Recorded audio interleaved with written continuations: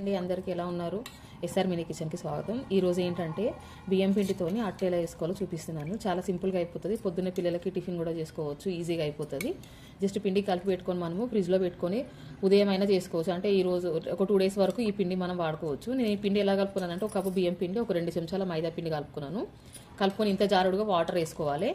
ఇందులో ఏమేమి వేసినా అంటే ఉల్లిగడ్డ, పచ్చిమిర్చి, కొత్తిమీర, జీలకర్ర, కారం, ఉప్పు, కొంచెం పసుపు, కొంచెం అల్లం వెల్లిగడ్డ వేసి కలుపుకున్నాను. ఇంత జారుడు కలుపుకోవాలి. ఎలా వస్తే క్రిస్పీగా అనేది మీకు నేను చూపిస్తానండి ఈ వీడియోలో.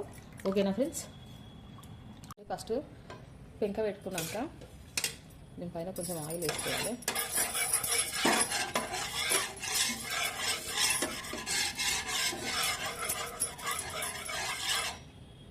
పెంక మాత్రం చాలా హీట్ అవ్వాలండి. మంచిగా హీట్ అయిన తర్వాతనే వేసుకోవాలి.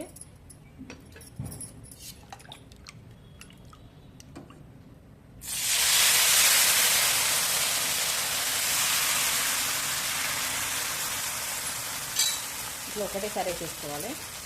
ఇప్పుడు మళ్ళీ నూనె సైడ్లకి చిన్న చిన్న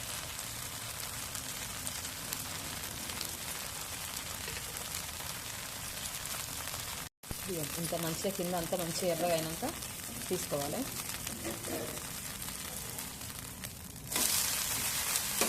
కింద ఎంత మంచిగా అయింది ఎర్రగా. అంతే ఉత్త బియ్యం పిండితో వేసుకుంటే కొంచెం విరిగిపోతాయండి.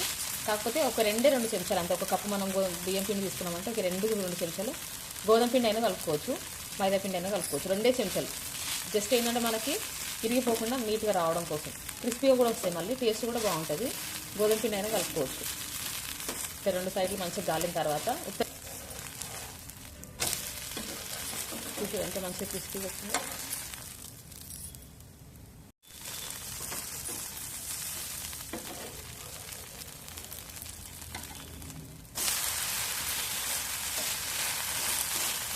ఓకేనా ఫ్రెండ్స్? మీకు కనుక వీడియో నచ్చితే కనుక షేర్ చేయండి, సబ్స్క్రైబ్ చేయండి, ఛానల్ని లైక్ చేయండి, పిల్లలకు చేసి పెట్టండి ఇట్లా.